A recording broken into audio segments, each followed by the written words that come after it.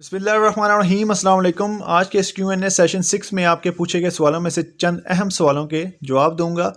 और अगर आपके माइंड में इसके अलावा किसी किस्म के भी गाड़ी से रिलेटेड कोई भी क्वेश्चन है तो आप नीचे कमेंट में कर दें। इंशाल्लाह नेक्स्ट Q&A में ज़रूर ऐड करूँगा। तो शुरू करते हैं आज की Q&A वीडियो को। नंबर 1 पर क्वेश्चन लेते हैं मोहम्मद इरफान का। ये कहते हैं सुजुकी कल्टस के टायर चेक करने का ईजी प्रोसेस बताएं। तो सुजुकी कल्टस पाकिस्तान में जो पहले आती थी, जो शेप आपको स्क्रीन के ऊपर शो हो रही है, इसके अंदर जो इंजन आता है, इसके जो टैपर्ट्स हैं, और इसके अलावा सुजुकी के अदर ब्रांड्स के अंदर अगर आपको इसी तरह के टैपर्ट वाला इंजन नज़र आता है तो इसके अंदर जो प्रोसीजर होगा टैपर्ट्स चेक करने का वो सेम होगा। और आज मैं शॉर्ट सी वीडियो में आपको बताऊंगा कि इसके सुजुकी कल्टस के जो टैपर्ट चेक करने का ईजी प्रोसेस बताऊंगा।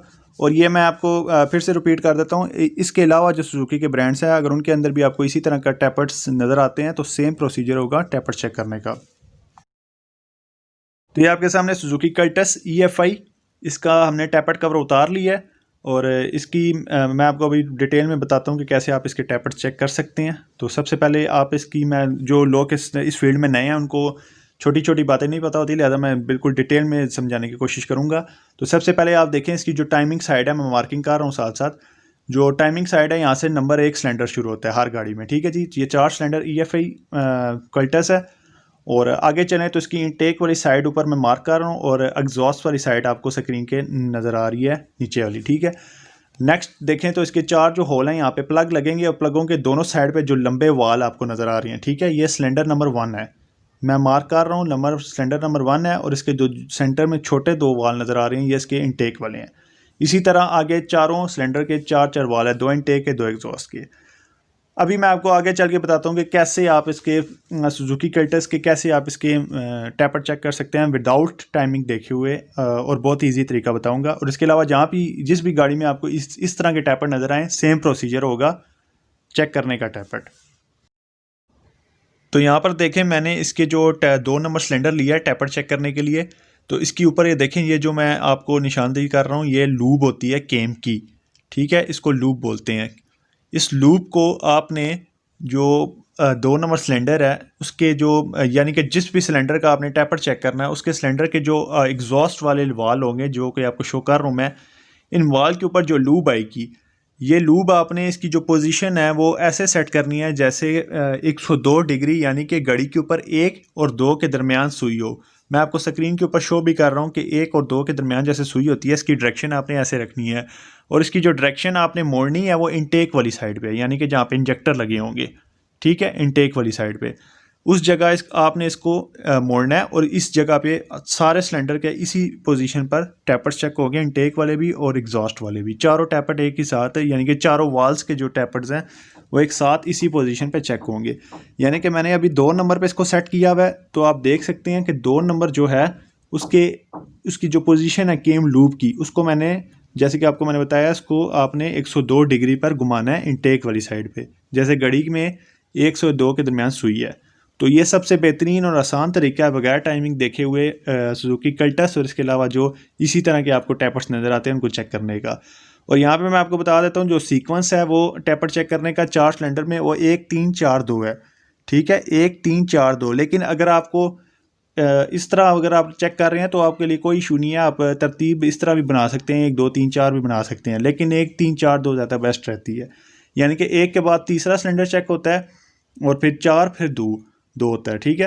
लेकिन आप 1 2 3 4 भी कर सकते हैं। अगर आप, बहुत ईजी होता है, सिर्फ टैपर्ट कवर ऊपर से खोलें, कोई टाइमिंग वाइमिंग देखने की ज़रूरत नहीं है। बस आप केम की जो पोजीशन है वो इधर सेट कर दें 102 डिग्री इंजेक्टर वाली साइड पे, और चारों आप टैपर्ट चेक कर लें। और सुजुकी कल्टस में मैं आपको सजेस्ट करूँगा कि 6-8 का रखें, यानी कि 6 जो है उसको ठंडे वाल, जिसको हम इनटेक वाले बोलते हैं, उसको आप रख लें, और जो आउटलेट है उसको 8 रख लें, या फिर आप 8-8 भी कर सकते हैं। लेकिन 10 की तरफ ना जाएं, सुजुकी कल्टस में इसकी आवाज़ आना शुरू हो जाती है, इस तरह के इंजन के अंदर जो टैपर्स की नॉइस आना शुरू हो जाती है टिक टिक की, ठीक है। तो 6-8 का रख लें या 6-6 भी कर सकते हैं, लेकिन 8 से ऊपर ना जाएं। इनटेक वाले 6 रख लें, एग्जॉस्ट 8, या इनटेक और एग्जॉस्ट दोनों 8-8 कर सकते हैं। नेक्स्ट क्वेश्चन है यासिर इकराम का। अस्सलाम वालेकुम। वालेकुम सलाम। Does weak fuel pump effect fuel mileage? ये पूछ रहे हैं कि कमज़ोर फ्यूल पंप जो माइलेज है फ्यूल की उस पर क्या असर डालता है। तो वो ये मैंने क्वेश्चन इसलिए पिक किया, बहुत सारे लोगों के माइंड में कन्फ्यूजन होती है कि वीक फ्यूल पंप جو مائلیج ہوتی ہے وہ آپ کی بڑھا دیتی ہے اور کم از کم نہیں کرتی، لیکن ایسا نہیں ہوتا، یہ غلط ہے۔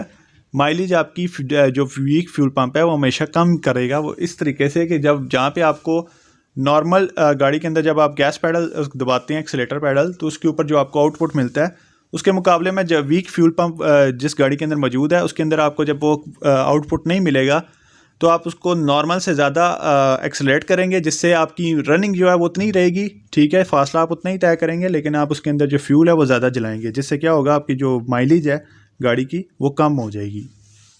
نیکسٹ کوشچن ہے وجیر رحمان کا، السلام، وعلیکم السلام، میرے پاس کلٹس 2017 ماڈل ہے، اس کا سروا میں نے چینج کیا، اس کے اگلے ہی دن میری گاڑی میں مسئلہ آ رہا ہے، R P M up and down ہوتا ہے اور چیک انجن لائٹ آتا ہے، خاص کر جب گاڑی ٹھنڈی ہوتی ہے، کسی کو سمجھ نہیں آ رہا، کمپیوٹر پہ چیک کیا تو کوڈ P0607 آتا ہے۔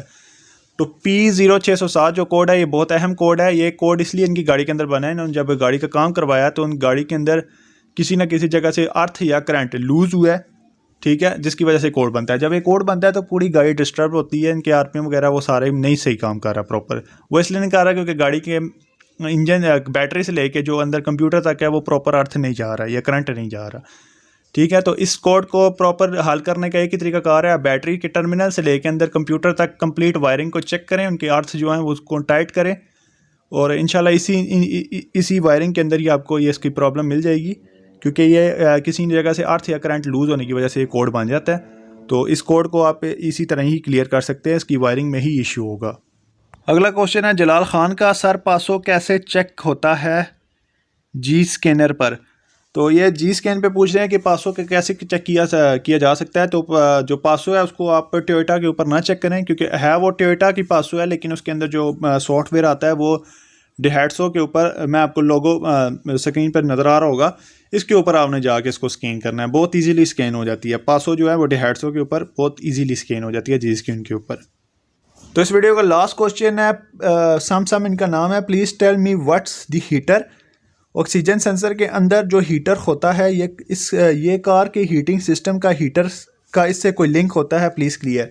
تو یہ پوچھ رہے ہیں جو انجن کا ٹمپریچر ہے اور جو اس کا آکسیجن سینسر ہے، اس کے اندر جو ہیٹر سرکٹ ہے، ان کا آپس میں کیا لنک ہے؟ تو دیکھیں، ان کو آپس میں آپ نے مکس نہیں کرنا۔ جو انجن کا ٹمپریچر ہے وہ ECT sensor, engine coolant temperature sensor computer کا بتاتا ہے، لیکن جو ہیٹر سرکٹ ہے آکسیجن سینسر کے اندر وہ انجن سے نکلنے والی ایگزاسٹ جو گیسز ہوتی ہیں ان کا ٹمپریچر ECM کو بتاتا ہے۔ اب ایگزاسٹ گیسز کا ٹمپریچر کو میئر کرتے ہوئے جو کمپیوٹر ہے وہ اس کے اندر ایئر اور فیول کا جو مکسچر ہے اسے فکس کرتا ہے اور اسی حساب سے وہ کام کرتا ہے۔ اگر اس میں کوئی مسئلہ آتا ہے تو اس کے اندر پھر ایئر اور فیول کا ریشو بھی ڈسٹرب ہو جاتا ہے، جس سے بعض اوقات جو مائلیج ہے وہ بہت زیادہ گر جاتی ہے۔ تو یہ کچھ اس طرح سے کام کرتا ہے۔ تو آج کی اس ویڈیو میں اگر آپ کو کچھ نیا سیکھنے کو ملا ہے تو ویڈیو کو لائک کریں، چینل کو سبسکرائب کریں۔ مجھے دیکھ لی ویڈیو تک کے لیے اجازت، اللہ حافظ۔